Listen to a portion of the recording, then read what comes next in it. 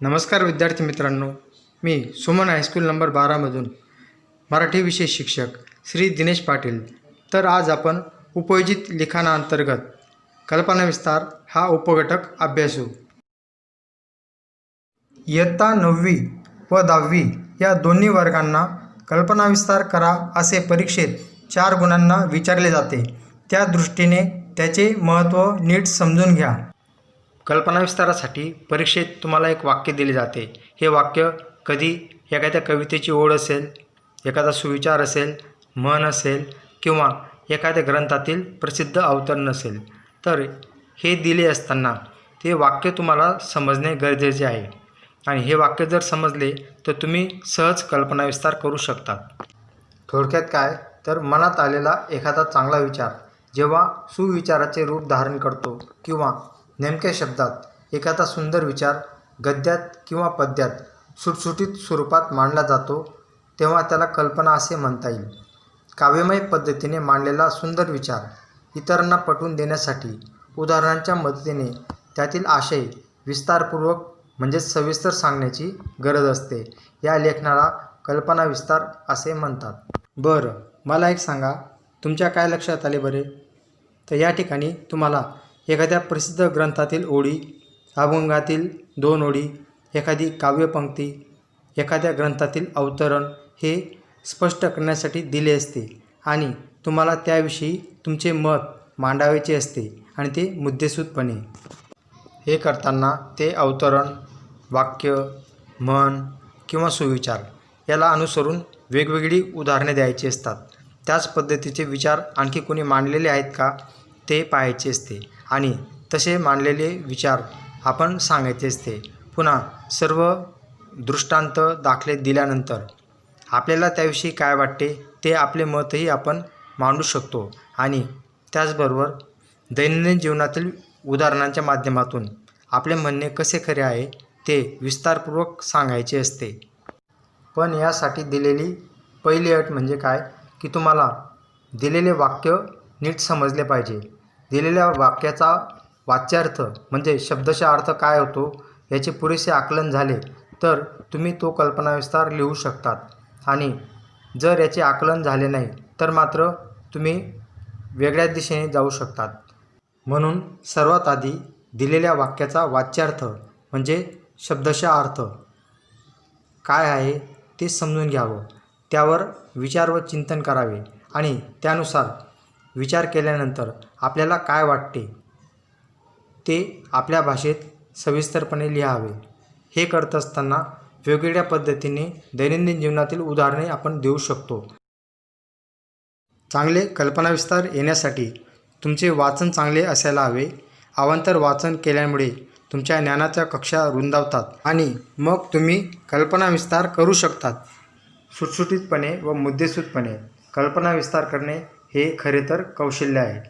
यासाठी लेखनात मुद्द्यांचे पुनरावर्तन टाळावे म्हणजे एकच मुद्दा पुन्हा पुन्हा सांगू नये.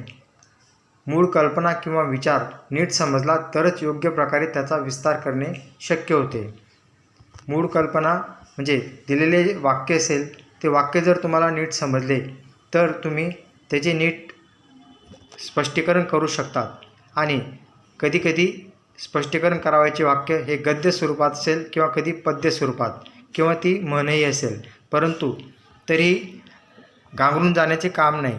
फक्त महत्त्वाची बाब म्हणजे त्याचे आकलन आपल्यास नीट झालं पाहिजे म्हणजे तो विचार आपणास नीट समजला पाहिजे आणि आपल्याला समजलेला विचार आपल्याच भाषेत आपल्याला स्पष्ट करून सांगावायचा असतो आणि म्हणून त्यासाठी जास्तीत जास्त दैनंदिन जीवनातली उदाहरणं द्यावी. आपण दिलेली उदाहरणे कशी योग्य आहेत हे पटवून देण्यासाठी काही विचारवंतांची वाक्य आपल्या समर्थनार्थ द्यावीत. त्याचबरोबर काही दृष्टांत अथवा दाखले द्यावेत. दृष्टांत म्हणजे काय तर आपणास चिमोटा घेतला त्याने जीव कासावीस झाला, आपणावरून जग ओळखावे. समर्थ रामदास स्वामी सांगतात की आपल्याला जर कोणी चिमटा घेतला तर आपल्याला त्रास होतो ना, मग असे चिमटे आपणही दुसऱ्याला घेऊ नयेत कारण त्यालाही चिमटे घेतल्याने त्रास होईल. आपणावरून जग ओळखावे म्हणजे आपल्या सुखदुःखांवरून लोकांच्या सुखदुःखांचा अंदाज घ्यावा असे हे दृष्टांत विविध ग्रंथांमध्ये असतात. तर कधी दाखला द्यावा. दाखला म्हणजे दैनंदिन व्यावहारिक जीवनातली उदाहरणे, ज्यांना आपण दाखला असं म्हणतो व ज्यापासून आपल्याला व्यावहारिक जीवनाचे ज्ञान मिळते. उदाहरणार्थ, रस्त्याने जाताना एखादा मुलगा खाली पडला तर आपण नीट सांभाळून चालतो. म्हणजेच काय, तर पुढच्याच ठेच मागचा शहाणा. मग ही म्हण म्हणजेच काय, तर दाखला. आता आपण कल्पना विस्ताराचे नमुनारूप एक उदाहरण पाहू, म्हणजे तुमची ती संकल्पना अधिक स्पष्ट होईल. पण त्यापूर्वी चांगले कल्पना विस्तार करण्यासाठी कोणकोणत्या बाबी आवश्यक आहेत त्या आपण थोडक्यात पाहूया. कल्पना विस्तारासाठी अवांतर वाचन खूप महत्त्वाचे आहे, कारण त्यामुळे आपल्या शब्दभांडारात वाढ होते व आपण आपले म्हणणे आकर्षक पद्धतीने मांडू शकतो. त्यासाठी ग्रंथ, वर्तमानपत्रे, साप्ताहिके, मासिके यांचे वाचन करावे. उदाहरण, नियम, उदाहरण या सिद्धांताचा वापर करावा. म्हणजे एखादी कल्पना सविस्तर स्पष्ट करताना काही उदाहरणे द्यावीत. त्यानंतर एक सर्वमान्य नियम तयार करावा व तो नियम स्पष्ट करण्यासाठी पुन्हा उदाहरणे द्यावीत. दिलेल्या विषयाशी निगडीत विचारवंतांची अवतरणे द्यावीत. तसेच संतांच्या अभंगातील दृष्टांत द्यावेत. दिलेली वाक्य स्पष्ट करताना व्यावहारिक जीवनातील उदाहरणे द्यावीत. आपले म्हणणे मुद्देसूद व ठामपणे मांडावे. 4 गुणांसाठी प्रश्न आहे, त्या अनुषंगाने आपल्याला 10 ते 12 ओळीत आपले लिखाण करायचे असते. त्याच बाबी पुन्हा सांगू नयेत, म्हणजेच पुनरावर्तन टाळावे. मूळ कल्पनेचा शब्दार्थ आधी सांगावा. शब्दार्थ म्हणजे दिलेल्या वाक्यातील सरळ आलेला वाच्यार्थ. तर हा वाच्यार्थ समजून घेतल्यानंतर जर व्यवस्थित अर्थ लागत नसेल तर लक्षार्थ पाहावा. लक्षार्थ म्हणजे त्यातून ध्वनित होणारा म्हणजे सुचवला जाणारा अर्थ, आणि तोही लक्षात नाही आला तर व्यंगार्थ आहे का तर तो शोधावा. आता हे थोडक्यात सांगतो. साहित्याचे वाचन करणाऱ्या वाचकाला शब्दाचे 3ही अर्थ माहीत असणे गरजेचे आहे. रस्त्यावरील गाढवाला उद्देशून ते गाढव आहे असे म्हणणे म्हणजे शब्दार्थ. एखादा व्यक्ती मूर्खपणाचा कळस असेल तर त्याला हे गाढवा शांत बस असे म्हणणे म्हणजे लक्षार्थ. तर कधीकधी आई आपल्या लहानग्या 4-6 महिन्याच्या बाळाला गाढवा आता झोपशील का असे जेव्हा म्हणते तर त्यावेळेस तो झाला व्यंगार्थ. आता व्यंगार्थाची एक काव्यपंक्ती आपण पाहूया. देणाऱ्याने देत जावे, घेणाऱ्याने घेत जावे, घेता घेता घेणाऱ्याने देणाऱ्याचे हात घ्यावेत. तर याचा जर तुम्ही शब्दशः अर्थ लावला तर चुकीचाच अर्थ निघेल.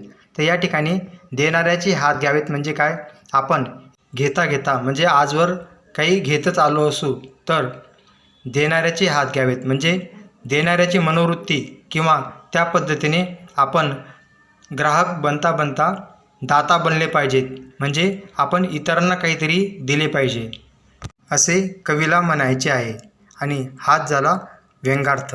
आणि सर्वात शेवटी आपल्या मताच्या समर्थनासाठी इतरांचे विचार द्यावेत. म्हणजे आपण जे विचार मांडतोय असे विचार कोणी प्रसिद्ध व्यक्तींनी मांडले असतील तर त्यांचे पुरावे त्या ठिकाणी द्यावेत, म्हणजे आपल्या म्हणण्याला पाठबळ मिळते.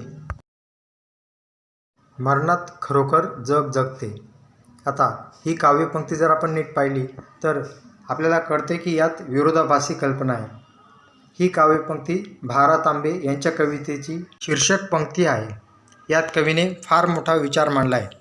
खरं बघितलं तर मरणे आणि जगणे या दोन्ही गोष्टी विरुद्ध आहेत, परंतु कवीने आपल्या कल्पनाशक्तीच्या जोरावर त्या दोन्ही गोष्टींमध्ये काहीतरी एक नाविन्य शोधले आहे. आणि म्हणून मरण आणि जगणे या दोन्ही विरुद्ध गोष्टी एकत्र कशा येऊ शकतात असा प्रश्न आपल्याला पडतो. आणि मग मरणात खरोखर जग जगते या ओळीचा अर्थ आपल्यास लागत नाही, पण नीट बघितले तर याचा गर्भित अर्थ आपल्या लक्षात येईल. गर्भित अर्थ म्हणजे दडलेला अर्थ. तर कोणीही व्यक्ती येथे अमर होऊन आला नाही किंवा कोणीही व्यक्ती तो जन्माला आला आहे तो मरणारच, परंतु काही व्यक्ती आपल्या कर्तृत्वाच्या जोरावर मृत्यूनंतरही आपले नाव कायम ठेवतात, म्हणजे काही व्यक्ती अजरामर होतात. आणि म्हणून माणसाने जीवनात येऊन अशी काही कामं करावीत की मृत्यूनंतर देखील त्याचे नाव निघायला हवं, म्हणजे समाजाला जाणवावं की या माणसाच्या जाण्याने मोठी पोकळी किंवा उणीव निर्माण झाली. भा. तांबेंच्याच शब्दात समजून घ्यायचे तर आधी मरण अमरपण हे मग ते या जगात शरीराने अमरपण कोणालाच मिळत नाही. शरीराचा मृत्यू कधी ना कधी होणारच आहे. पण महान कर्तृत्व करणाऱ्या व्यक्तींना शेकडो वर्षानंतरसुद्धा जग विसरत नाही. म्हणजेच काय तर ते आपली छाप काळाच्या पडद्यावर सोडून जातात. मृत्यू अटळ आहे, परंतु जीवनचक्र सतत चालत राहते. जाणारे जातात व नवीन येणाऱ्या जन्म घेणाऱ्यांना जागा करून देतात. आता मला एक सांगा, किती नेत्यांची नावं तुम्हाला माहिती आहेत? तर तुम्ही लोकमान्य टिळक, महात्मा गांधी, लाला लजपतराय यासारखी आणखी काही नावं सांगणार. पण त्याचबरोबर मी तुम्हाला जर विचारले की तुम्हाला कोणकोणते समाजसुधारक माहीत आहेत, तर यावेळेससुद्धा तुम्ही काही ठराविक नावे सांगाल.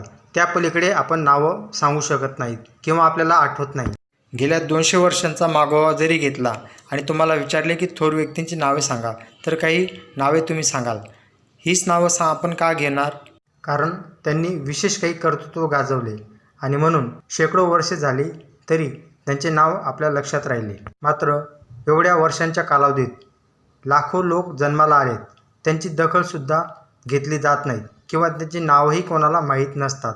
म्हणून जन्माला आल्यानंतर काहीतरी भव्य दिव्य कर्तृत्व गाजावे असे कवी यातून सुचवितात. मृत्यू अटळ आहे, परंतु जीवनचक्र सतत चालत राहते. जाणारे जातात व नवीन येणाऱ्या जन्म घेणाऱ्यांना जागा करून देतात. एका बाजूला माणसं मरतात, पण नवीन बालके देखील जन्माला येतात. त्याच पद्धतीने जीर्ण वृक्ष मोडून पडतात, पण नवीन बीजाला जन्म देऊन जातात. आणि आजच्या या बीजातून म्हणजे कोवड्या अंकुरातून भले मोठे वृक्ष उभे राहतात. म्हणून येथे कवी सांगतात की अशा रीतीने जीवनचक्र अमर आहे. म्हणजे कोणाच्या जाण्याने अथवा कोणाच्या येण्याने फार काही फरक पडत नाही आणि जे अटळ आहे ते स्वीकारता आलं पाहिजे. म्हणून कवी म्हणतात की मरणाची भीती कोणीच ठेवू नये, कारण जे अटळ आहे त्याचे दुःख कशासाठी? हा निसर्गाचा नियम आहे आणि आपण तो स्वीकारला पाहिजे. कारण शिशिर ऋतूतल्या पानगळतीनंतर वसंत पुन्हा फुलणार आहे आणि वृक्ष बहरणार आहेत, हेही येथे कवीला सांगायचे आहे. आधी त्याग करावा लागतो, नंतर त्याचे मधुर फळ मिळते. हाही अर्थ येथे कवीला अभिप्रेत आहे, म्हणजे सुचवायचा आहे. आता या ठिकाणी कवयित्री बहिणाबाई चौधरींच्या ओळी आठवतात. अरे संसार संसार जसा तवा चुलीवर, आधी हाताले चटके मग मिळते भाकर. यातून आधी त्रास भोगल्याशिवाय चांगले दिवस येत नाही किंवा चांगले फळ मिळत नाही, हेच कवयित्रींना सांगायचे आहे. आता कल्पना विस्ताराविषयीची माहिती बघून झाल्यावर आपण उदाहरण नियम उदाहरण या सिद्धांतानुसार आणखी काही माहिती पुढील व्हिडिओत अभ्यासू.